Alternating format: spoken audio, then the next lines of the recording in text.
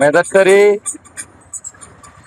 M E স্কুলখন হাইস্কুললৈ ৰূপান্তৰিত হোৱাৰ পিছত সেই অঞ্চলৰ সকলো শ্ৰেণীৰ ৰাইজ আনন্দত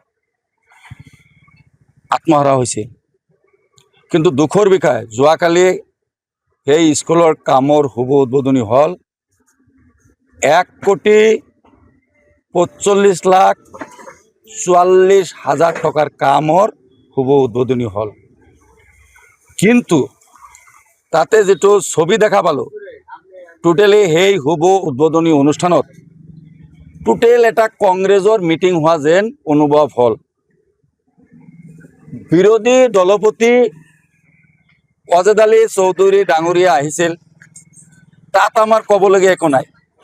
কিন্তু সামাজিক মাধ্যমত যিখিনি লিখা আমি দেখা পালোঁ যে কংগ্ৰেছৰ সকলো স্তৰৰ কাৰ্যকৰ্তা, সেৱা দলৰ পৰা আৰম্ভ কৰি সকলো কাৰ্যকৰ্তা তাতে মাতিছে মেদাটাৰী এই স্কুলৰ শুভ উদ্বোধনী অনুষ্ঠানত। সেইটো অনুষ্ঠান চৰকাৰী অনুষ্ঠান।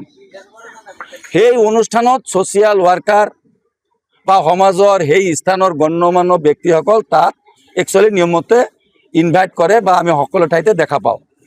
কিন্তু তাৰ উল্টা ছবি তাত দেখা পালোঁ। ওয়াজেদ আলী চৌধুৰী ডাঙৰীয়া এই এম ই স্কুলখন হাইস্কুললৈ যেতিয়া ৰূপান্তৰিত হ'ল, ইয়াৰ বাবে ওয়াজেদ আলী চৌধুৰী ডাঙৰীয়া আৰু আফতাব মোল্লা ডাঙৰীয়াৰ কোনো ধৰণৰ অৱদান নাই, স্পষ্ট কথা। 2012 চনত যেতিয়া মেদাটাৰীত নাও দুৰ্ঘটনা হ'ল, তেতিয়া চেণ্ট্ৰেলত কংগ্ৰেছ চৰকাৰ, অসমত কংগ্ৰেছ চৰকাৰ। তাৰ পিছত যেতিয়া নাও দুৰ্ঘটনা হ'ল, সেই ঠাইখিনিত ঘোষণা কৰি থৈ গ'ল যে তাতে হাইস্কুলৰ পৰা হায়াৰ ছেকেণ্ডেৰী হ'ব, মেঘালয়ৰ লগত কানেক্টিভিটি হ'ব, ৰাস্তা ঘাট, ইয়াতে জাহাজ চলিব, ফেৰী চলিব, বিভিন্ন ধৰণৰ প্ৰতিশ্ৰুতিৰ বৰ্ণনা বোৱাই থৈ গ'ল। ৰাহুল গান্ধী ডাঙৰীয়া তাতে আহিছিল, কিন্তু সময়ৰ হতত দেখা গ'ল কোনো ধৰণৰ উন্নয়নমূলক কাম নহ'ল।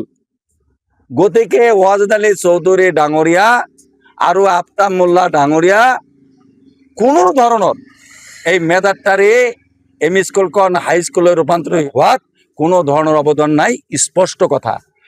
কালি আহি তাতে কংগ্ৰেছৰ মিটিং কৰিছে আৰু ওয়াজেদ আলী চৌধুৰী ডাঙৰীয়া নিজে মুখে কৈছে যে এইটো এটা চৰকাৰী প্ৰগ্ৰাম।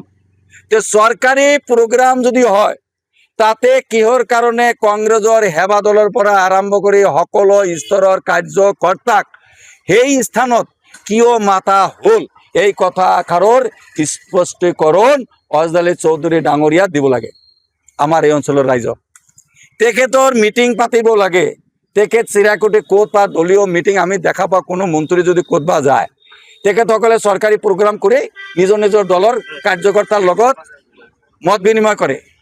তে ওয়াজেদ আলী চৌধুৰী ডাঙৰীয়া যদি তাৰ সেৱা দল কাৰ্যকৰ্তা সবৰ লগত যদি মত বিনিময় কৰিবলগীয়া আছিল, মিটিংটোতো তাতে চৰকাৰী অনুষ্ঠান শেষ কৰি চিৰাকুটিত কৰিব পাৰিলে হয়। সেইটো নকৰি কিহৰ কাৰণে এইটো এটা কংগ্ৰেছে মিটিং তাত কৰিলে? কাৰণ ওয়াজেদ আলী চৌধুৰী ডাঙৰীয়াক মই কৈছোঁ যে আপোনাৰ যদি দম আছে, আপুনি প্ৰুফ দেখাই দিয়ক যে এই এম ই স্কুলখন আপুনি কৰি দিছে। আপোনাৰ তাত কোনো ধৰণৰ আপোনাৰো নাই অৱদান, ওয়াজেদ আলী চৌধুৰী ডাঙৰীয়াৰো কোনো অৱদান নাই। জলেশ্বৰ সমষ্টি, মই সদায় কৈ থাকোঁ, জলেশ্বৰ সমষ্টি আৰু বিশৃং জৰুৱা সমষ্টিত শিক্ষা বিভাগত 100 কোটি টকাৰ ওপৰত কাম চলি আছে। জলেশ্বৰ সমষ্টিতে 100 কোটি টকাৰ ওপৰত কাম প্ৰায় শেষেই শিক্ষা অনুষ্ঠানত, বাকীবিলাকে কথাই নক'লোঁ। তো গতিকে তেখেতসকলে কিয় তাতে আহি একেবাৰে ফিতাটো কাটিলোঁ, কাটি ৰাইজক দেখাই দিছে যে স্কুলখন আমিয়ে দিলোঁ। লাজ নালাগে?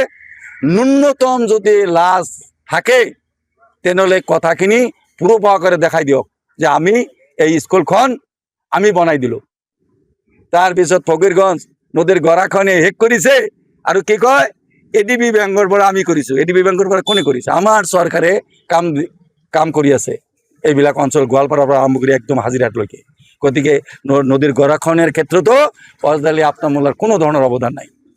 মই আৰু এটা কথা কৈছোঁ যে অলৰেডি কিহৰ কাৰণে কংগ্ৰেছী মিটিং তাতে কৰিলে সেই চৰকাৰী অনুষ্ঠানত অসমৰ মাননীয় মুখ্যমন্ত্ৰী আমাৰ সকলো শ্ৰদ্ধাৰ ডক্টৰ হিমন্ত বিশ্ব শৰ্মা ডাঙৰীয়াৰ নেতৃত্বাধীন বিজেপি চৰকাৰে শদিয়াৰ পৰা ধুবুৰীলৈকে সকলো জাতি জনগোষ্ঠীৰ সৰ্বাংগীন উন্নয়নৰ কাৰণে কাম কৰি আছে।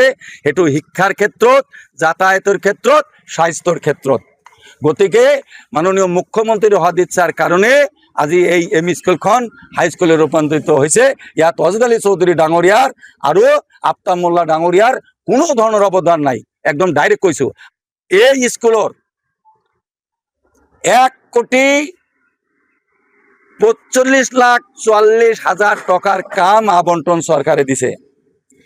এই কামত আৰম্ভণিৰ পৰা আমি চোকা দৃষ্টি ৰাখিম। একদম ইটৰ পৰা আৰম্ভ কৰি কোনো চাপ টিকা মানি লোৱা নহ'ব। যোন কণ্ট্ৰেক্টাৰে কাম পাইছে সেই কণ্ট্ৰেক্টাৰে ইয়াত নিজে সন্মুখত থাকে, কাৰণ শিক্ষা অনুষ্ঠানত আমাৰ চৰকাৰে টকা দিছে, গভৰ্ণমেণ্ট গাইডলাইন অনুপাতে কাম হ'ব লাগিব। ইয়াত যদি কোনো ধৰণৰ দুৰ্নীতি হয়, কাৰণ আমি জানো টিংলিঙাতে এটা স্কুলৰ কামত দুৰ্নীতি হৈছে আৰু কিছুমান কামত দুৰ্নীতি হৈছে, কোনো ধৰণৰ যদি দুৰ্নীতি কৰে সেই কণ্ট্ৰেক্টাৰে কিন্তু ৰেহাই নাপায়। আজি আপোনাৰ মাধ্যমত জনাই দিলোঁ। আৰু যিটো কাণ্ড আজি এই স্কুলত কৰিছে, হেডমাষ্টাৰজন কমচে কম তেখেতে এই ক্ষেত্ৰত অলপ সজাগ হ'ব লাগিছিল। কোনখিনি মানুহ ইনভাইট কৰিছে তেখেতে নিজে যিখিনি জানো যে তেখেত কমচে কম স্থানীয় যিখিনি মানুহ ছ'চিয়েল ৱাৰ্কাৰ, এই স্কুলৰ লগত যিসকল সমাজসেৱক মানুহ জড়িত আছিল সেই মানুহখিনিক ইনভাইট কৰিব লাগিছিল। যিকোনো খবৰৰ বাবে যোগাযোগ কৰক 9181 307 221 আমাৰ এই নম্বৰত।